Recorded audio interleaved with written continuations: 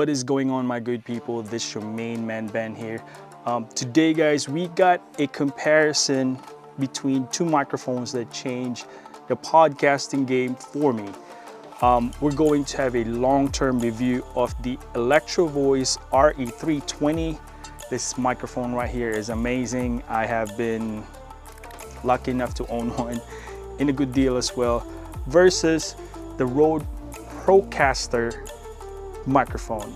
This microphone right here I own for at least 3 years now, and I'd like to give a quick feedback to where this microphone shines, and let's do this. So before we start, we have to establish an understanding on where we use the microphones. First is the preamps of the recording device that you are using. Basically, it is the main machine that receives the signal, process it, and sending to the SD card if that's the workflow that you use for recording, or it's the main engine that sends the stream to your computer, at least the audio stream, and processes it for your live streaming. Second one is the room treatment. On this hub that we got, I established a room treatment on this side. I have a cloud. I have basically the wall is closed in. That's what I like on my little space.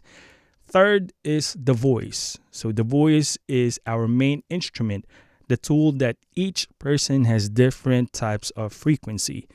There's no one voice that will fit everything.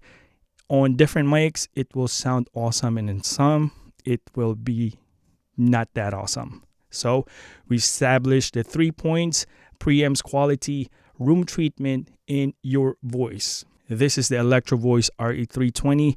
For the sake of this comparison, we turned off all processing using the Tascam Mixcast 4. Tascam Mixcast 4 is basically designed for podcasting and some amazing capability of recording sounds from instruments as well. It has a Ultra HDDA preamps, means it has a high definition, discrete architecture from Tascam. So this device belongs to the second tier of the preamps, which Tascam carries.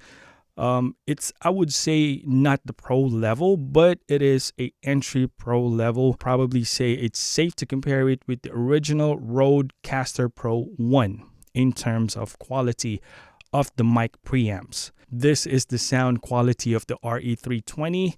It is known for clear, detailed sound with a flat frequency response, making it versatile for various recording environments and voices.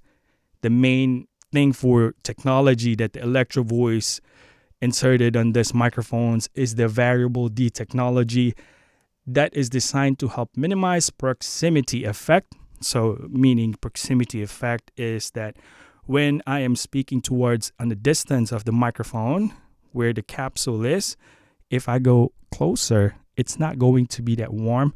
If I pull back, it's almost the same. You can hear the proximity effect later there. When we use the Procaster, basically that is the variable D technology that helps minimizes the proximity effect, providing consistent sound and quality regardless of mic positions. See? Mic positions. The build of the RE320 is robust steel body, highly durable, and can withstand rigorous use, making it ideal for both studio and live settings. Basically, we use this for our studio use only. I'd like to use it for singing, except that I don't sing that well. Well, we do karaoke every weekend, but you get the point. I think the most captivating thing of this microphone is its versatility. The RE320 is suitable for a wide range of applications, including voice, instruments, and broadcasting. It has a switchable dual voice underneath here, which tailors the response for a voice or kick drum. Some people like to activate it and use it for voice on the kick drum settings, but I find it a little bit more muddy in my end, so I use the regular setting for the voice itself. On this case, it does not come with this shock mount. I purchased this separately. I find the original mic mount to be a little bit more susceptible for noise on the table. If you tap this and wiggle it, it does have that, sound it produces from, tapping in. But this one from HSM, I got it less than the amount of the original shock mount, and I think it retails around $50 to $70. Very expensive shock mount for the RE320. Now going to Rode Procaster, this microphone is my oldest broadcasting dynamic microphone. I think I have at least 100 episodes using this microphone. You can tell directly right now, it is a little bit more muddy. It's a little bit more mid-range frequency microphone, but you can definitely tell the broadcasting quality of this microphone shines right off the bat. Once again, we did not put any processing on this mic preamps, the Tascam Mixcast 4. This Rode Procaster is tailored for vocal frequencies, providing a rich, warm sound that's ideal for broadcasting. A lot of users that I've seen using the Procaster, if you're familiar with the Wish Bus, especially in the Philippines, they use the Procaster ever since I discovered that Wish Bus for singing and all that stuff. Singers, rappers, they all use this microphone, and it's doing an amazing job.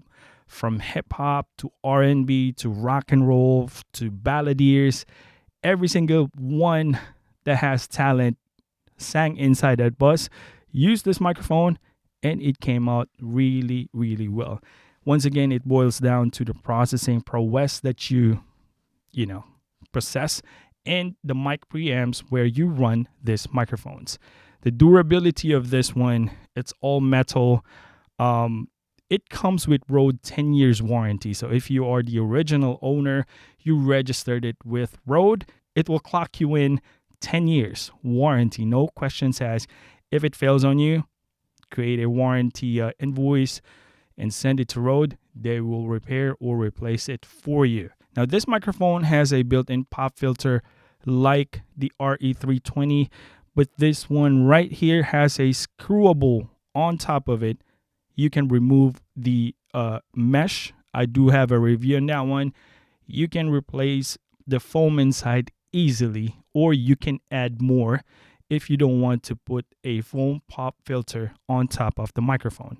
The shock mount as well came from Rode. I got a good deal on this one. I think I got it for $20, but I find it same as the RE320 without the shock mount. It suffers a lot on, those vibrations and tiny things. Although I find that this microphone is much, much silent, or even though I'm distracting it right now, you can barely hear it. So given the nature of this microphone, the RE320 is a little bit more brighter. It can pick up a lot more sound and noises and vibrations. This one, however, it doesn't do that much versus the RE320. However, the plosives for this one is much worse. You have to have a technique. You don't want to talk to it like this closer, and the plosives is going to be a little bit more present. However, if you angle yourself, it will pick that up. One more thing, the RE320's variable D technology, when we say proximity effect, when we talk in the microphone really close like this, that is the proximity where your voice or your lips hitting the top of the microphone. But if you pull back a little bit, you will see or hear that I'm fading away. The sound source is fading away when you step away or distance yourself to the microphone. The RE320 minimizes that one. This doesn't have it, but I think this is much more warmer and smoother in terms of podcasting. Let's talk about the weakness of the RE320. In general, the price of this microphone catches around $230 to $250. It's more expensive compared to the Procaster, which might be a consideration for budget-conscious buyers. But I think it's worth to see and checked out the used marketplace, because there's just a bunch of good deals out there on a bargain, or maybe $100 off if you buy the used market. Also, the weight of the RE320 is relatively heavy in terms of overall build with the shock mount. Definitely, it's huge. You can see in the camera frame here, it takes half of the camera frame if you like doing a video podcast. But it's a compensation from, the vibrations and the noise. It has this 4 prongs of rubber. Overall, though, it is heavier. It is bulkier in terms of totality when it's all built and done. One last thing, the gain requirement for this one is not that much, but it requires a little bit more high quality preamps to avoid those unnecessary noises. I used to have a Zoom PodTrack P8 before I got the Mixcast 4, and definitely I can tell a difference for the unprocessed version of the voice when I used the RE320. I did find it a little bit more cleaner and crispier on the Mixcast 4. Now we're going to talk about the weakness of the Procaster. Although it's warm and smoother, you need to be paying more attention to it where you talk in the side or in front. So I find this less attractive to your guest, since they're not like used to the host that knows the techniques on mic positions. You would need to be on top of it. And also plosiveness that it picks up. Even though we have a foam pop filter for both microphones, this one picks up a little bit more air, and it's much more sensitive. So technique, positioning, you have to have it if you want to utilize this microphone as your main podcasting mic. Same as the RE320, the Rode Procaster requires this shock mount. If you're going to put it into a regular mount that came with the microphone, it will pick up a lot of vibrations and noise.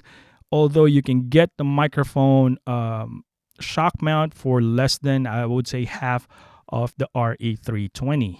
You can get the Rode Procaster around $150 to $180 brand new. But if you hunt on the used marketplace, you can get this microphone around $100. And I've seen less. If you're not keen or, picky on brand new microphones, you can get this microphone on a very good price. I got this, I think, $120 or $130 brand new, and I registered it in Rode. 10 years warranty came with the microphone. Overall, both ElectroVoice RE320 and the Procaster are excellent dynamic microphones, each with its own set of strengths and weaknesses. However, if you pick the RE320, it excels on its versatility and consistent sound quality, making it suitable for a very wide range of use, not just for podcasting, but recording instruments and other needs in terms of audio. But it's more on the expensive side and requires a good preamps if you want to go this route. However, if you're not just a strictly podcaster and you have like a musician background and you want to use this for the instruments, this will benefit you more if you pick the RE320. The Rode Procaster offers a broadcast quality sound at more affordable price point with built-in features as the internal pop filter. You can replace it, pop it out easily if you want to add more or you want to reduce more. You cannot do that in the RE320. You would have to take out that specialized screw, and you got to order that little bit of, I don't know the name or the size of that tool to remove that screw.